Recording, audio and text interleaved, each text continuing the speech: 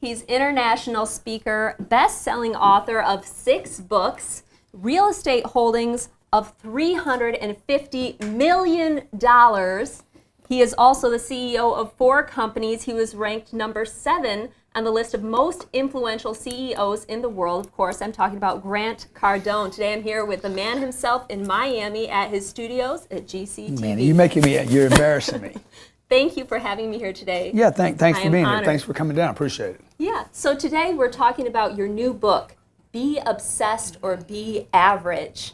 And when I think of obsession, I think about the Hollywood movies where, you have the women fighting over the married man. You remember that one, right? Yeah. And the crazy people who hoard stuff and stalkers. And there's kind of a negative connotation to the word obsessed. So I looked up what the definition actually was. And the definition is a state in which someone thinks about something constantly or frequently, especially in a way that is not normal. Yeah. I think the normal thing is what makes you mad, right? So how has obsessed been used against you in your life, and why do you think it's a positive term rather than negative? Well, I think that, like just the fact that it would be in the dictionary and say it's in a not normal way and that it's somehow negative, that all obsession is negative. When I see my kids, I see, even when the newly born, Lena had Sabrina at home. And you deliver them. And I was there to deliver. I said, I started this, I can finish this. And same thing with Scarlett. These kids are fascinated, particularly as newborns. They're fascinated with their body. They're fascinated with anything they can put in their mouth. They're obsessed with discovery and adventure and everything. They don't have all the limitations. They're walking over dirty stuff. And then I saw our animals, like Bellagio's a big Great Dane and 140-pound dog, and he was sniffing the newborn and like fascinated with this newborn. So it makes me aware that not all obsessions have to be about addictive, compulsive, neurotic, negative connotations. It doesn't have to be about the junkie putting drugs in his arm, but it could be about the Elon Musk that's obsessed with going to Mars and colonizing Mars. So what do you want to put your attention on? I don't think it's about then all obsession is somehow negative. In fact, I think that we're all obsessed with something, we just deny it, and that's what causes it to come out in weird ways. And you, in your dedication to this book, you dedicated it to your beautiful wife, Elena Cardone. You follow her at Elena Cardone. You met her in Los Angeles, I think it was. Obsessed with her. And yes, and you were obsessed with her from the moment that you saw her. Yep. You were obsessed with making her your wife. Yep. Took a little convincing, but after a while, she saw it your way, and you guys have been married for how long now? 13 years. So obsession is a good thing, right? Yeah. I mean, I think it can be. I think people need to find their obsessions so that they're not average. Like, if you don't find the things that you're obsessed with, that you're willing to stand in the middle of the street and get run over or shot for. If you don't find those things, then you're just going to be average. You're going to be in the passenger of somebody's seat. And regardless of where you are in your life now, whatever your excuses or your ideas are, or whatever's going on in your life, whether you got kids or not kids or young or old, I've been in every situation in my life that some awful. Yeah. And what did I want to obsess with about at that moment? Did I want to obsess about how limited my options were, or did I want to obsess about how much potential I might have had in that moment to change my life? You have been called more than obsessed, though. That's just the tip of the iceberg. I don't know what people. People have called you tyrannical. Tyrannical. They've called you obsessed. They've called you demanding. They've called you never satisfied. And people have called you these things since you were pretty young. In fact, people have labeled you ADD, ADHD, just about any numbers and letters that you can think of. When did this start, and when did you start embracing this rather than saying, I'm going to let these words and these, things bring me down? Yeah, look, this is going. Anybody that's like, if you just go back and look at the parents and children, grandparents and their kids, a kid is overactive, then everybody's like, what's going on with the kid, man? Is there a problem with the kid? What do you mean? The kid's alive. He's got so much energy. You want to check into this, and then they get into schools, okay? And you imagine a teacher, a 30-year-old teacher that's got 25 kids in a school. Yeah. And they're like rustling and bustling and just more came out of reset. reset. Just more work for them. Yeah, totally. More. Say, you need to sit there, be seen and not heard, man. I went to school when they freaking slap you with rulers for standing up. You had to go stand in the corner of the room. Like you're being labeled. Society is labeling, numbing people down to average, man. If you could just be average, then you'll fit in. But that's not who changes the world. That's not who makes a difference. That's not who creates industries. That's not who gets the freedom they want. And as long as I fought that, okay, for the first literally 45 years of my life, I fought this idea that I would be rich, I'd be famous, I'd have the hot chick, all these things. I fought it because I had people around me saying, dude, don't do that. ADD, ADHD, COPD, neurotic, phobic, you name it. Dude. Just like you say too much, you have no filters, you can't control what you say. I mean, you see this in society. Look at what happens to Trump. The guy cannot filter what he says. I'm glad you brought this up. On the other end of the spectrum, you have the politician that filters everything. Yep. Now you got to ask yourself, what do you want? Focus grouped everything, says all the right things, but you can't trust her because you don't know that what she's saying is what she really believes. Well, you know it's not what she believes. Right, and you know that with Trump it is, and that's the scary thing. Well, and that's the scary thing, but see, because I think people are scared of what's really in them. Yeah, and so, maybe my mom was like, hey, Grant, you're fine just the way you are. And I'm like, well, that's good for you to say. People like the whole therapeutic community says, you need to love yourself the way you are. Dude, no, you don't. If you know you have more potential, you should not love yourself just the way you are. Why would you lie to yourself? Right. So that's what I'm saying to people, like you cannot buy the lie, man. Right. It's difficult to struggle to be better. And in order for people to comfort people that they love, so they say, you don't have to go through the struggle. I don't want to see you struggle. So you're good the way you are. But really, they're holding them back from all the happiness and all the potential that they could have. They drive by the mansion. They said, why can't I have that? Oh, because I settled for what I am right now. Yeah, exactly. And I think that's a good point. Like they're trying to make sense. Right. My mom was trying to make sense. She would always tell me that too. She'd be like, why do you want so much? Because I do. Mm-hmm.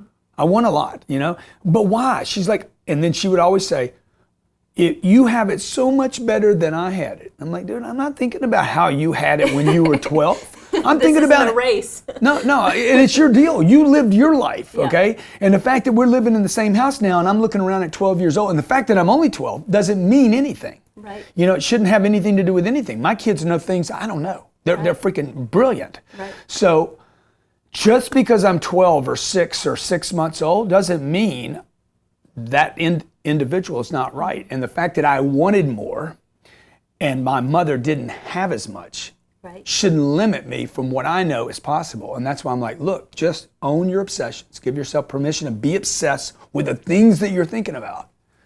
And don't deny it. And if you got some weird stuff going on, man, maybe look at all the stuff you're obsessed with, not one or two things. Right. And this is actually something I know in my Women in Power interview, I talked with Elena about how I was labeled ADD and how people, the code word that they used for me was, she's too intense. I was too intense all the time. Yeah. And I was like, no, I just really care about what I'm talking about. Really care about what I'm saying. And I'm not wishy-washy on it, and I'm committed to it. And it's that extreme commitment to your goals and to the things that you believe in that people see as crazy. And they say, why are you crazy? It's like, I really believe in what I'm saying, and that shouldn't be crazy today. That should be the standard. I wish that you cared as much about the things you believe. Exactly. So, and I think, Mandy, what those people are doing is they're trying to make sense. It's not like they're really trying to hold anybody back. They're trying to make sense of their own calculation. Right.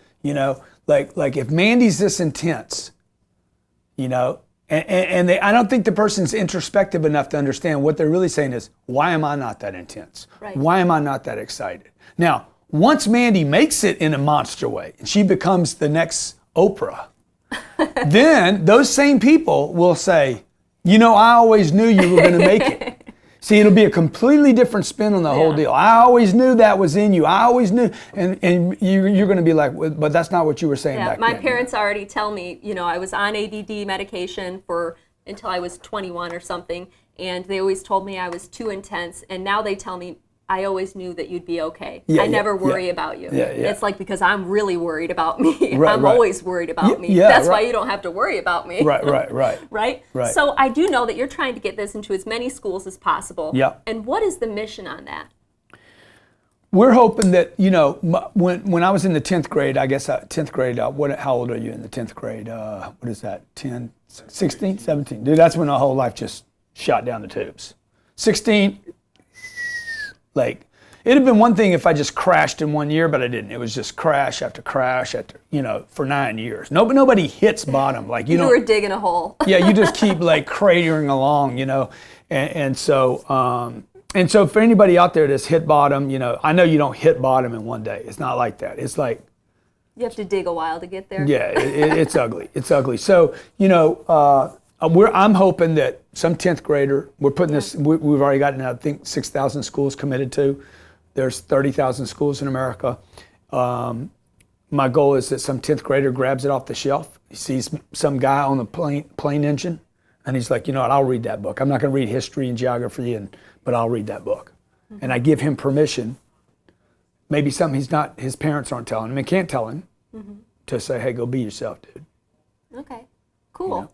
So that's the idea in getting this into the schools. For all of the people who are being told right now, all the students are being told, you're too intense, you're too obsessed, you're too much this way or too much that way. You're saying embrace who you are and embrace that power. I'm saying everybody, I've never met a person, not one person, that didn't have the quality of obsession, that was not obsessed with something if they were given permission. If you just ask them, dude, hey, what's the one thing you wanted to do your whole life? What's the 2 or 3 or 4 or 5 or 6 things? Most people actually want to have more than one purpose. Like, I don't believe in find that one purpose. I don't believe that. I don't think one thing can satisfy anybody. And if you look at the greats, if you look at the people that have really done something on this planet, it wasn't one thing they were interested in.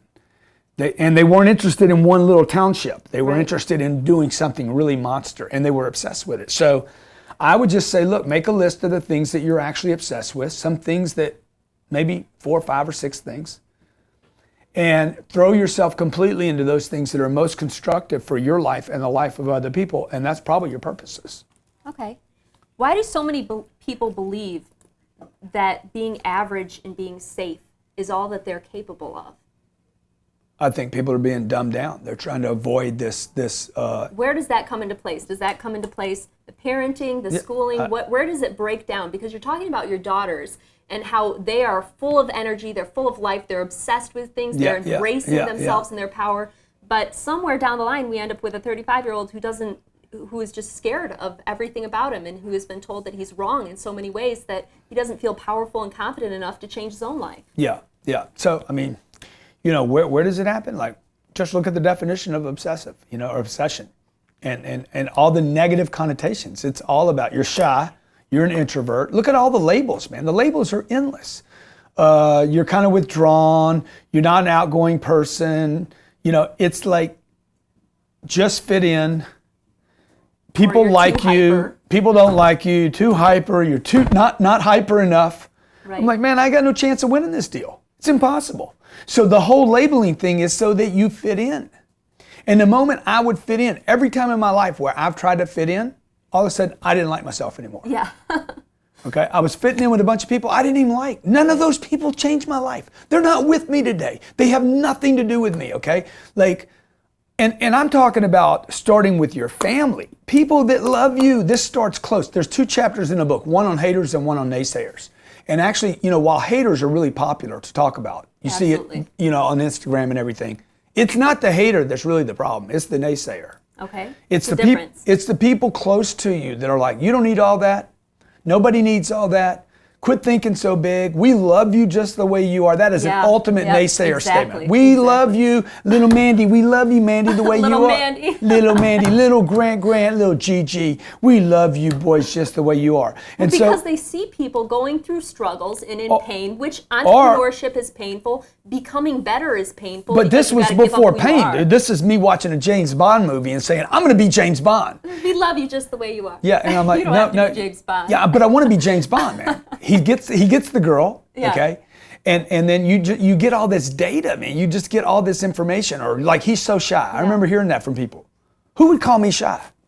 But I was called shy as well. In fact, I had social anxiety. That's what they told me in high school, and they gave me all these pills for it. Yeah, it's unbelievable. Didn't work at all. Made me depressed. Yeah. Very depressed. And when I got off them, I healed myself. Yeah. I was put on lithium, Prozac, Ritalin, not Ritalin, and one other drug called with a P, but dude, none of those drugs made me better, okay? None of those drugs made me more of who I am. And that's something, sorry to interrupt you, but that's something that I really feel is something that needs to be talked about, that, you know, we're giving people pills and it's kind of like putting a Band-Aid on an open sore. It's like, why don't we fix the problem rather than just, you know, giving people, you know, sedate them basically. Yeah. Or why don't we? Maybe we don't have a problem. Exactly. Maybe we don't. Maybe the problem is culture. Maybe the problem is the average. Right. See, to me, it's. Well, we talk about Picasso and we talk about people like that and Michelangelo. Yeah. And if we were back in the day, people would probably say, you know, a teacher might say, you know nothing about science, or you know nothing about history, or you're not a good reader, and so they would take them from what they were great at and say you need to focus here. Yeah. But they would really need to focus on what they're great at. Yeah, exactly. And be obsessed with it. Yeah. And they were obsessed. I don't think anybody could argue with that. You don't know the name. We don't know the name of one person that me and you have or know in common from the last how many ever years. If we know their name, that person was obsessed. And before they were obsessed, they were probably called crazy. Yeah. And oh, he's a little off, you know. Okay, well, good. Albert Einstein, little off. Steve Jobs, obsessed. Okay, Jesus Christ, all the way to the cross. So how do you, that's a great point. Yeah. How do you deal with people, because you're going to be surrounded by a bunch of negative people who are telling you you're too obsessed, you're too, how do you deal with that? Yeah, but you're going to be surrounded by a bunch of average people that are trying to make sense of average, not actually negative people. These people are trying to make sense. When I go to the grocery store and I look at a can of peas, okay, and I'm like, oh man, that's a lot of money. 69 cents is not a lot of money. You wouldn't even stop and pick it up. Most people would not stop and pick it up. You would leave it as change when you check out, okay? So, but notice what happens. Oh, that's a lot of money, man. Or the phone, $700 for a new phone, man. That's a lot of money. It probably is a lot of money, but you know what? $700 is not a lot of money. So you got to really start thinking and looking at, what am I obsessed with? Am I obsessed with my budget and what I spent and how much iPhone makes, or is that what I want? Is it that life I want, to where I can go call my plane up and say, hey, hurricane coming, let's get out of here if we need to, have it fueled up, ready to go, and we just blow the hell out of here. That is an idea for me to be obsessed with, worth more than what's the price of the fuel. Right. So this ties into your 10X rule book as well, and you said it's kind of the missing piece of the 10X rule. Yeah. Can you explain that to me? Well, the 10X rule, you know, first of all, I say this all the time, books are not finished. People do not finish books. I've never heard an author. Because it's a thought. Because the publishing company, unfortunately, the way books are written today is, you know, it needs to be finished for some reason. People want it completed. So, is this book finished? Probably not. It's going to cook in. Now it's cooking. It's like a meal. It cooks, right? when the plane lands, the engines are still. Don't cook the book. Huh? No. Well, maybe, but So what happens with the 10X rule, for instance, when I wrote the 10X rule, I end the book. I have a contract to end the book. I got to get it out. We have to hit a deadline. Then I started doing all these interviews, and then we started getting all this feedback. Okay, the 10X rule became an international, like a phenomenal book. I didn't know it was going to do that. I would have never thought it did what it did. Okay, it's kind of spooky. It's weird, dude. It just shows you possibilities. So what happens is, when I started doing all these interviews, like the one I'm doing with you, you said something earlier that really made me think, right? That data starts cooking. And it's like, oh, wow, I didn't finish the book. I should have said this, and I should have said that, and I should have added this. Oh, my God, I should have had it, right? So that's kind of why we're doing like that mastermind, the 13 weeks. Mm-hmm. Anybody that pre-orders the book gets 13. And where can they pre-order that at? Any bookstore. Okay. Any bookstore. So, or any Amazon, iTunes, or where, Robert? Amazon, Barnes & Noble. Target, Books A Million, wherever. And then send me a receipt and we'll make you part of this mastermind that starts on the 13th. Because what happens in that is, when I read the book, okay, is I can start, hey, by the way, when I'm talking about obsession saved my life and how to save yours, I left out. I can start having those conversations, answering people's questions, and also make sure they read the book and understand where I was coming from. And that's something that you do additionally generally in your versions in the audio. Yeah, that's right. So that's why you push those a lot. And you're the person, actually said in our last interview, who does the best audio books nobody in the world. People can brag about a lot of things. There's one thing I can brag about for sure. Nobody gives better audio than I do. You talk about feeding the beast Hope y'all got of your obsession. What does that mean? Feed the beast, baby. You got to feed the beast. Starve the fear, feed the beast. Okay, you got to feed the beast. What does fear have to do with obsession? Because your fear is going to tell you can't do that, and you shouldn't, and it's too hard, and it's too complicated, and you need money, and it takes money to make money, okay? So you got to, like in Louisiana, we have this grass called St. Augustine, okay? And the St. Augustine is so thick that literally weeds can't even make it through, man. It's like, it's thick. You can't find a golf ball in it. So if you literally fertilize that St. Augustine, you're not going to really have any the weeds popping up, the fear, right? Yeah. So you feed the beast, man. You got to, I want to be James Bond. I've had this dream. You've got to go so all in Dude, you on your obsession. Feed the beast. There's no room for any So fear you don't now. end up smoking weed, okay? Or you don't end up freaking doing pornography or cheating on your wife or whatever it is you're doing that's that negative obsession, No, that that's neurotic. actually a really good point. Because when you're not on track in something, when you're not totally obsessed with your mission and your purpose, you look for distractions, and distractions like that. And you're looking, particularly when you got this energy, this call to like, I want to go do something, right? Well, what's going to fill that? Is some other sensation, some other, like, you're going to have to feel something. And a lot of those, why does somebody stick a needle in their arm, dude? The junkie, literally, I don't know if you've ever seen a guy junk out. I have never seen a... But when they're melting out heroin, dude, that guy's already loaded, man. The whole freaking brain is already turned on. He hadn't even freaking hit his arm yet, okay? There's nothing in the arm, and he's already having the sensation of somebody that's under the influence. Why? Because they're looking for this thing. Now, if you could switch that off, you got to stop that, okay? You can't do both of these. And then say, I'm going all in on Mars, okay? I'm fascinated with what Musk is doing with Mars. Do you think that the reason, though, that people do these things like these distractions like drugs and stuff is because they're in some ways not being fulfilled by their life? They're looking for a way out. They turned off their other obsessions. Yeah. Okay, it's not, the drug addict is not a symptom. What is society that we live in where it's more acceptable to do that than it is to be obsessed about something positive? Yeah, it's crazy, dude. Because ever since we're young, people say things like they said to you, but they don't tell you things about drugs. Yeah. So that seems to be like the only escape. Yeah, because I think it's be obsessed or be average. I mean, I wrote that as a very clear black and white choice. There's no gray here. It's, are you in or are you out? And you gotta, it's like, how do I get that club of people around me? How do I start finding out who my Facebook friends really are? Not who Mark Z wanted them to be. Mark wants you friends with everybody. I don't want friends, dude. I want a club of crazies. I want a club of... of crazies. But it comes with good and bad, right? It comes with a lot of, sometimes unproductive, just kind of like nutty stuff. Yeah. But look, at least that guy's got a chance. Once you get that wired out, right? You get it, like me, once you get that thing get the weirdness out of it and start focusing it on the thing, that person becomes very powerful. All right. So if you had one thing that people could take from this book, what would you want it to be? Permission. You would get permission. Permission to be obsessed. Yeah. Permission to go after what they know they need. Permission to be the James Bond. Permission to be rich if you want. Permission to have the hot chick. Permission to be a father. And how do people discover what their obsession should be? I mean, some people might look at this and say, well, I'm obsessed with video games. Yeah, that's good. Now we know. Now there's actually an exercise in the book that says, hey, you're already obsessed with something, write it down. And there's probably more than one thing. There's things that you're like, I'll stop everything I'm doing and do that thing right now. And it could be fantasy football. It could be Candy Crush. It could be, everybody's got it, dude. Look, everybody's got an addictive personality. It's not just the addict, I realize it's just getting addicted to things that are positive. Dude, what are you addicted to, man? Everybody's addicted to something, right? So get your addiction to make you money. The point is, if you have the addictive nature, then like, okay, what do I want to put it into now? How can I focus that so it's constructive, not just for me, but to make a difference for a lot of people? And how does that help you in business? Because you said all of your business success to date could be prefaced by your being obsessed.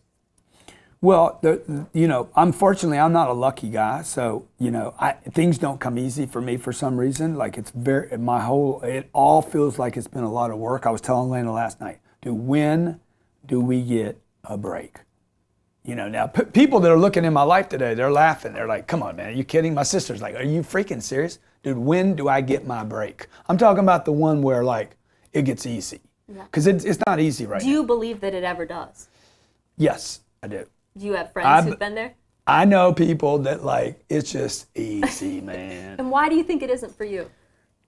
I don't know, maybe the way I think, I don't know. I just know that there's going to be a day where, and I talk about this, I said, look, you're paid two ways in your life. You're underpaid most of your life, and then one day you're overpaid. You're overpaid in such ways that's so ridiculous. And I think I'm close to that place where it's going to be like the tipping point. Because I just not enough people know me yet. But if I could just get this thing to open up like that, then books go away, MP3s. We just had the biggest website weekend we've ever had in my 90% off because of Hurricane Matthew. Yeah. Get everything out of here. I watched it. And I got haters because of that, dude. I had my website went up 5,000%. Wow. Over 5,000% on some of our products. Okay, like millionaire booklets. Okay, the millionaire booklet. It was up over 700% or something. So I'm talking about selling more books in one weekend than the 10X rule sold in 4 years. You know what I'm saying? So it's freaking ridiculous. Now, why do I care about that? And why am I looking at my website this weekend and saying, we sold 2 in Germany? And my internet guys are like, what's that matter? Dude, we sold 2 books in Germany. We sold 2 audio programs in Denmark. We did 3 in Colombia, what's his name? Huh? Bogota? Yeah, to the Bogotas, man. Okay.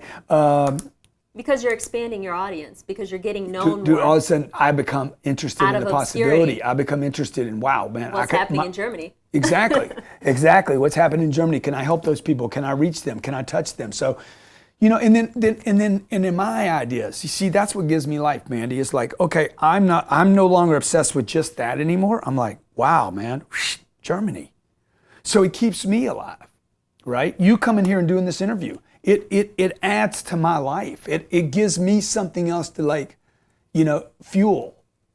So I really do appreciate everybody that takes interest in what I'm doing and everybody that buys a book or an MP3 or whatever it is. It doesn't matter to me what the number is.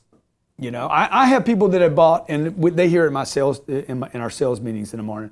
They'll they'll respond to a Snapchat and will mean more to me than a company that spent 50 grand with us. This is something that I talk about a lot to our clients, is that the engagement is what matters. I mean, on a different note, you see people on Twitter who have 10 million followers, 15 million followers, 60 million followers, and they don't get any engagement. What really matters is when somebody reaches out to you and says, hey, I want to share what you said because it meant something to me. Or they reach out to you and say, hey, Grant, this book changed my life. Be obsessed or be average made me throw out my Ritalin and say, I'm going to embrace who I am. Those are the sorts of things that are meaningful. Somebody that writes a review on a book. I mean, if you want to thank somebody that wrote a book or did a program, write a review. Let them know that it did something. Whether it's 1 page, 1 paragraph, 1 line, whatever, let people know that they're making a difference for the better. And you know what? Maybe they'll make a difference for the better more often. So the last point that I want to talk about is how being obsessed can actually make you more money in your business. What would be the first step to doing that, and how has that helped you in your particular business? Because people always want to know how they can make some more money. Yeah. Well, I mean, look, I was 8 years old and wanted money. I watched my dad go into the grocery store. I could tell my dad was the one with the money. My mom didn't have the money. My dad had the money. And she had access, but he had the money. You could tell because he decided where we went, when we went, how long we stayed, what we picked up. And I was probably, 6 years old maybe, the first time, 7, 5, maybe 5. And I'm like, dude, I want some money. And I've wanted money ever since that time. And money to Which really what I wanted freedom? was control. No, I wanted control. I wanted the option. I want to leave. Okay, I want control. I want enough money to where I don't have to do business with people I don't want to do.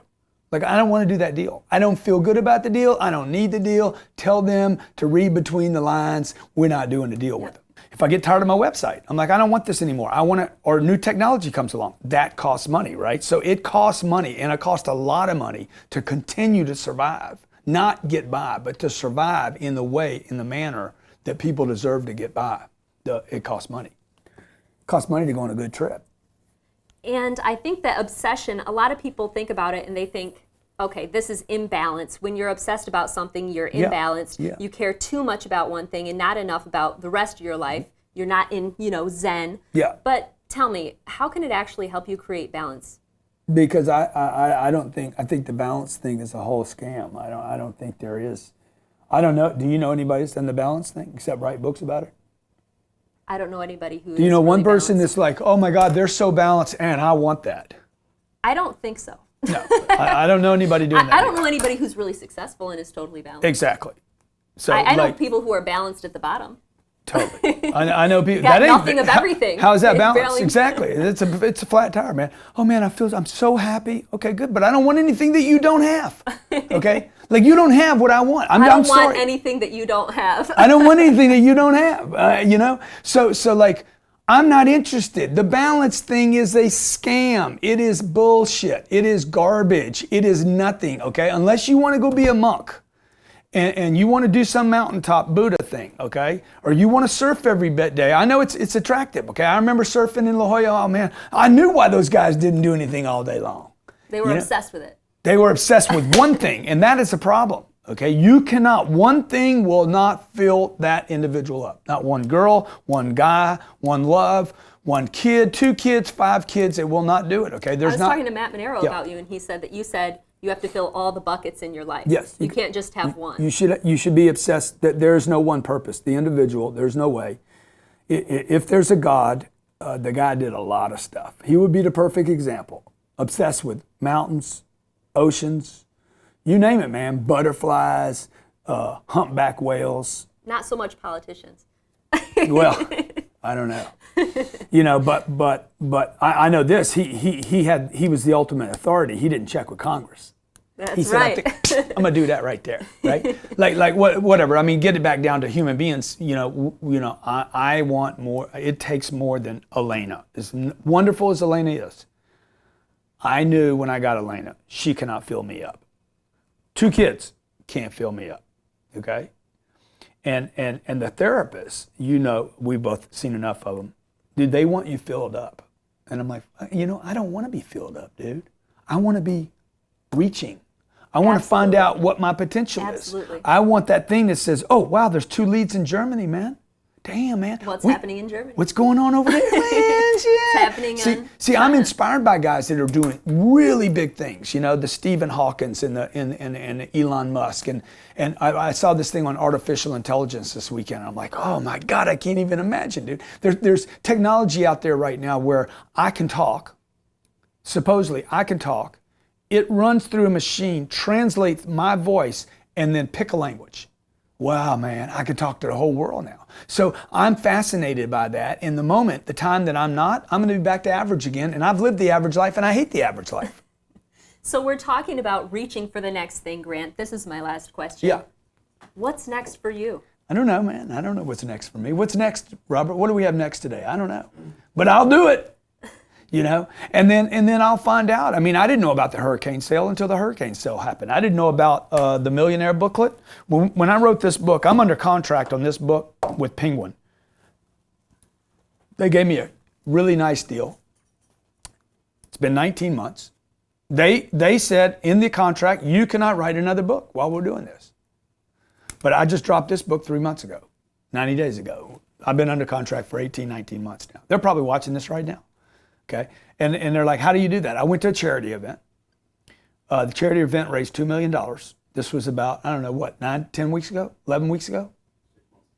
Really? No way, man.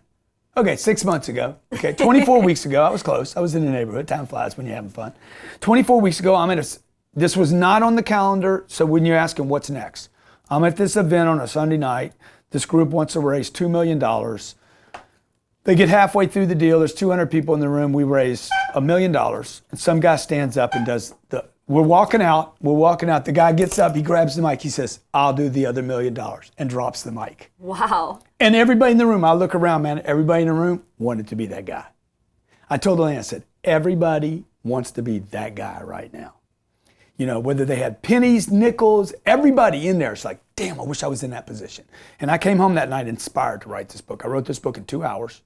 30 days later, we had it out. I think it's in 38 languages now. And now, so the point of that is this. I wasn't even thinking about that book that night. Okay? Came back, turned a whole office upside down. The whole place goes crazy. I'm like, let's get it out. 30 days later, we got it out. Then we get it transcripted. I don't know what's next, man. I'm gonna expand the real estate portfolio. I'm gonna keep making friends with people like you. and who knows, maybe one day I'll get lucky and things will get easy. Ever gonna run for president? I doubt it. All right. No, good people can't run for president. That's what we're seeing right now. They haven't run for president. They can't. They can't because what'll happen, I mean, you're seeing what's happening to Mr. Trump right now. I don't know. I might chance it. Yeah, you're gonna run? Yeah. Okay, good. Maybe. We'll see. Well, you better get ready to throw down in a dirty, okay? Because you got to get dirty to play that game. Well, you'll talk to all the news organizations about me, right? Yeah, You'll sure. go to bat. Sure, I will.